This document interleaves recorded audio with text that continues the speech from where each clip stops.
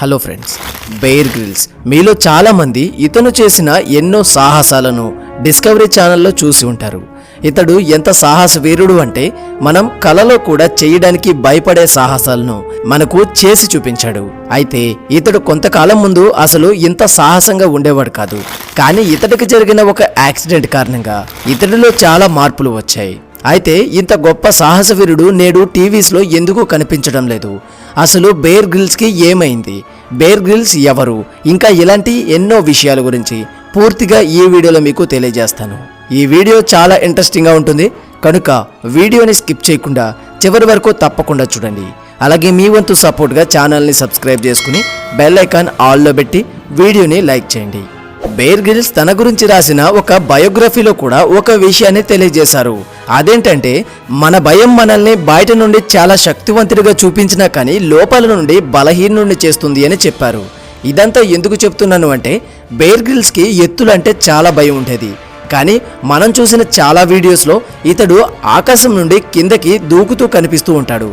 అయితే ఎత్తులంటే భయం అన్నారు కదా, మరి ఎలా అంత ఎత్తు నుండి దూకుతున్నాడు అనేది అందరికీ సందేహం.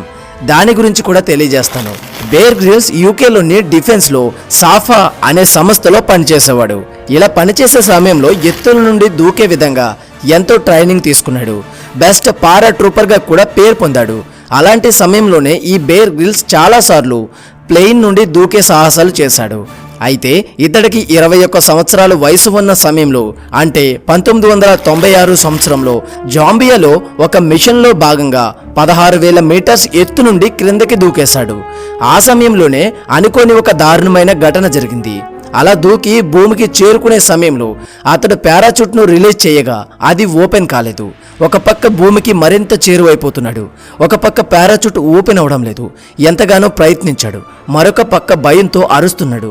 అలా అరుస్తూనే చాలా వేగంగా భూమి మీద పడిపోయాడు.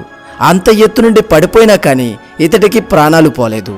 జీవితంలో ఇతడు సాధించేది ఇంకా చాలా ఉంది అనే ఆలోచనతోనే దేవుడు కూడా ఇతడిని కాపాడాడు. కానీ అలా పడిపోయిన సమయంలో తన వెన్నుముక విరిగిపోయింది. అలా విరిగిన కారణంగా వచ్చిన నొప్పి ఎంతో భయంకరమని, ఆ నొప్పి భరించే కంటే చావే మేలు అనిపించింది అని చాలాసార్లు చాలా ఇంటర్వ్యూస్లో చెబుతూ వచ్చారు బెయిర్ గ్రిల్స్. అయితే అలా పడిపోయిన సమయంలో అక్కడి విలేజర్స్ బెయిర్ గ్రిల్స్ను ఆఫ్రికాలో ఒక హాస్పిటల్లో జాయిన్ చేశారు. అలా అక్కడికి వెళ్ళిన తర్వాత డాక్టర్స్ ఇక నువ్వు జీవితంలో నడవలేవు అని చెప్పారు. దానితో 21 సంవత్సరాలు ఉన్న బెయిర్ గ్రిల్స్ జీవితం మొత్తం శూన్యమైపోయింది అని భావించాడు. అలా 1 సంవత్సరం కాలం పాటు బెయిర్ గ్రిల్స్ కేవలం మంచానికే పరిమితం అయిపోయాడు. అలా తన జీవితంలో నడవలేను అని తెలిసి చాలా డిప్రెషన్లోకి పోయాడు బెయిర్ గ్రిల్స్.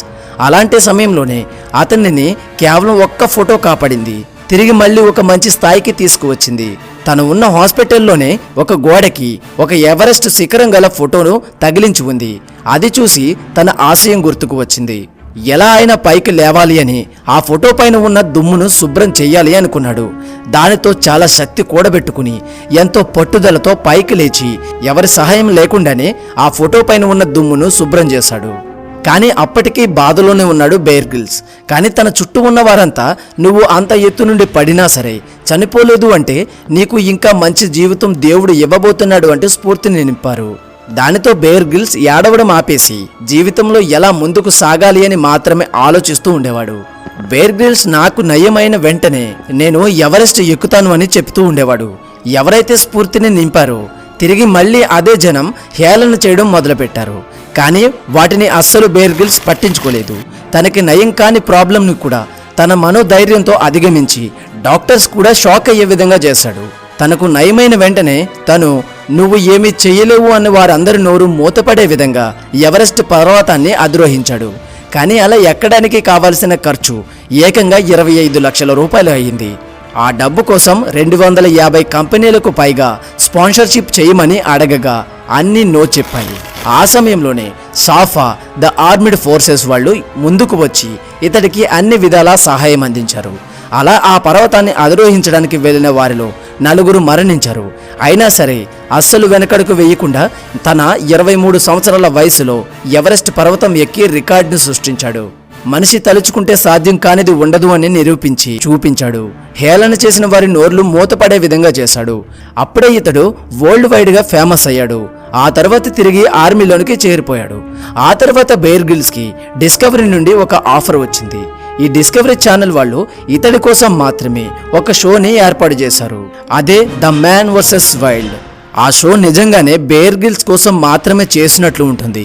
మరియు దానికి ఇంకెవరు సూట్ కారు అన్నట్లుగానే బెయిర్ గ్రిల్స్ యొక్క విన్యాసాలు ఉండేవి. ఈ షో మొదలుపెట్టిన అతి తక్కువ సమయంలోనే డిస్కవరీ ఛానల్ రేటింగ్ అమాంతం పెరిగిపోయింది. ఇది వరల్డ్ వైడ్ గా ప్రచారం అవ్వడం మొదలైంది. దానితో ఇతడు చేసే దారుణమైన పనులు అంటే కప్పలు, పాములను, పురుగులను తినే పనులు అందరికీ ఆశ్చర్యానికి గురి చేసింది. మరియు చాలా ఆకర్షించి నెమ్మదిగా చిన్న పిల్లల దగ్గర నుండి పెద్దవారు వరకు ఇతడికి పెద్ద ఫ్యాన్స్ అయిపోయారు. ఆఖరికి ఇతడితో పలు దేశాల పెద్ద యాక్టర్స్ మరియు అనేక దేశాల అధినేతలు, ఆఖరికి మన దేశ అధినేత మోడీ గారు కూడా ఈయనతో షోలో పాల్గొన్నారు. ఇక జీవితమే అయిపోయింది, ఇంక చావే దారి అనుకునే స్థాయి నుండి నేడు ప్రపంచంలో ప్రతి ఒక్కరి మనసులను గెలిచి ఒక ప్రత్యేక గుర్తింపు తెచ్చుకున్నాడు బెయిర్ గ్రిల్స్. దీన్ని బట్టి అర్థమైంది ఏంటంటే మనిషికి ఆశయం అంటూ ఉంటే అతడిని చావు కూడా ఏమీ చేయలేదు.